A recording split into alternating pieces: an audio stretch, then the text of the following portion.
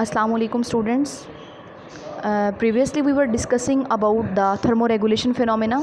हम लोगों ने उसको देख लिया, इंट्रोडक्शन वगैरह कंप्लीट कर लिया उसका। उसके बाद आज हम लोग देखते हैं कि हीट एक्सचेंज एनिमल की बॉडी और ऑर्गेनिज़म और एनवायरनमेंट के दरमियान कैसे रेगुलेट की जाती है। तो हम देखते हैं कि बहुत सारी ऐसी अडेप्टशंस हैं जो एनिमल्स ने अपनी बॉडी के अंदर ली हैं और अल्टीमेटली उनके थ्रू जो है हीट एक्सचेंज का phenomena between the animal body and it's environment उसको इजीली रेगुलेट किया जाता है। 3 तरह की वो अडेप्टशंस हैं। वो कौन कौन सी अडेप्टशंस हैं? First one is structural adaptation, second one is physiological adaptation and third one is behavioural adaptation. Structural adaptation की बात करें तो हमारे पास सबसे पहली चीज़ आती है पीलेज की, कि पीलेज जो है वो क्या है। पीलेज जो है हमारी सब डर्मल फैटी लेयर जो है उसकी नीचे पीलेज जो है वो एक फ्लैट मौजूद है, लेयर की सूरत में मौजूद है। ये बेसिकली क्या है, कोट ऑफ मैमल की सूरत में मौजूद हो सकती है, जिसके अंदर हेयर्स हो सकते हैं, फर हो सकती है, वूल हो सकती है। उस सूरत में मतलब डिफरेंट ऑल्टरनेटिव फॉर्म्स के अंदर ये बॉडी के अंदर एग्जिस्ट करती है और अल्टीमेटली क्या करती है, इंसोलेशन प्रोवाइड करती है बॉडी को। दूसरी चीज़ आती है पेंटिंग। पेंटिंग क्या होती है? पेंटिंग और इवेपोरेटिव कूलिंग, जिसमें पर्सपायरेशन आती है। इवेपोरेटिव कूलिंग जो है वो 2 तरह से हो सकती है, या पर्सपायरेशन की सूरत में हो सकती है या फिर पेंटिंग की सूरत में हो सकती है। अगर तो स्किन के थ्रू हो रहा होगा वो काम, स्वेट ग्लैंड्स कर रहे होंगे, तो अल्टीमेटली वो इवेपोरेटिव कूलिंग जो होगी वो क्या कहलाएगी? पर्सपायरेशन कहलाएगी।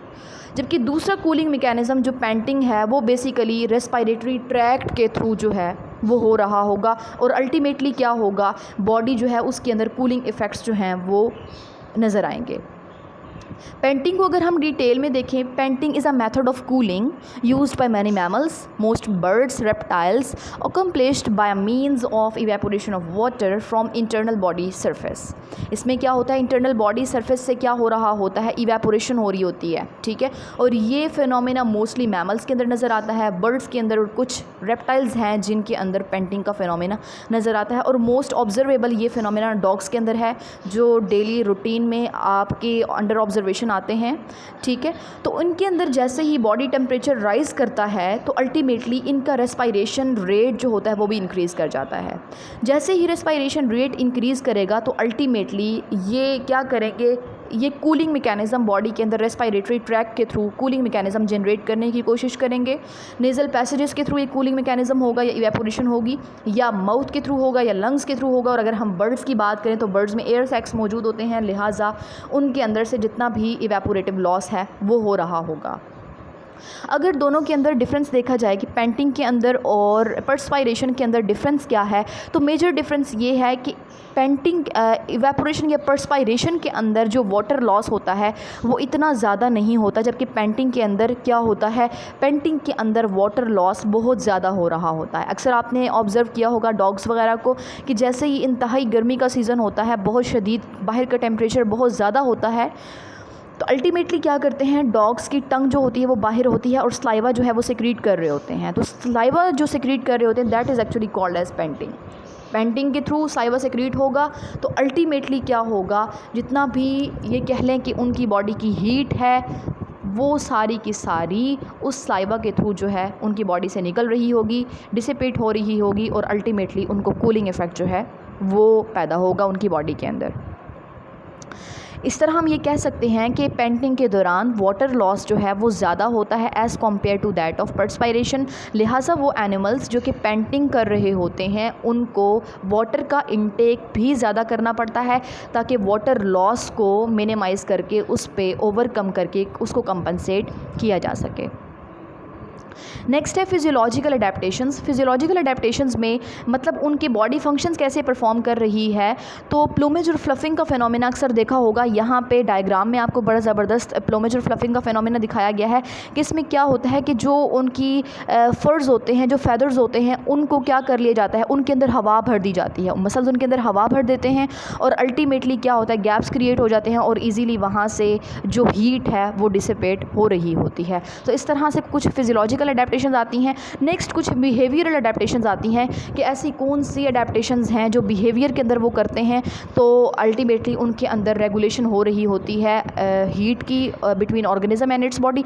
तीसरी चीज़ आती है हमारे पास बिहेवियरल अडेप्टेशन में, पहला जो पॉइंट आता है वो माइग्रेशन का है कि बाज़ों का जहाँ पे गर्मी बहुत ज़्यादा होती है, अगर आप अपनी एग्जांपल लें तो क्या होता है, जहाँ गर्मी ज़्यादा होती है आप वहाँ से एस्केप आउट होकर ऐसी जगह पे आ जाते हैं जो कि शेडी होती है, जो कि ठंडी होती है, कूल प्लेस होती है। बिल्कुल वैसे ही ऑर्गेनिजम्स क्या करते हैं, माइग्रेट करते हैं और ऐसी जगह पे आ जाते हैं जहाँ पे heat exchange between organism and its body, between organism and it's environment is minimal. जहाँ पे कम होगा वहाँ पे आ जाएंगे।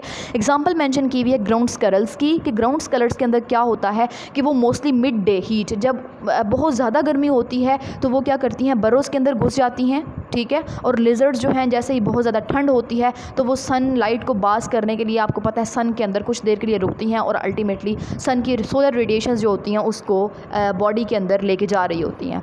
इसके अलावा दूसरा पॉइंट है पोस्चर एडजस्टमेंट। पोस्चर एडजस्टमेंट में क्या होता है कि आप बॉडी को या अपने आप को कुछ इस वे में ढाल के रखते हो, एडजस्ट करते हो अपनी बॉडी को कि जो है मिनिमम, अगर तो गर्मी है तो क्या हो, मैक्सिमम हीट लॉस हो बॉडी से, और अगर ठंड है, ठंड का मौसम है, कम टेम्परेचर है, तो मैक्सिमम हीट गेन हो। इस चीज़ को अगर बेस्ट एग्जांपल के तौर पे समझना हो तो आप अपनी एग्जांपल ले लें कि जब विंटर्स होते हैं तो आप क्या करते हो, कॉम्पैक्ट पैकेजिंग की फॉर्म में आप बैठते हो, एक दूसरे के साथ मिल के बैठते हो।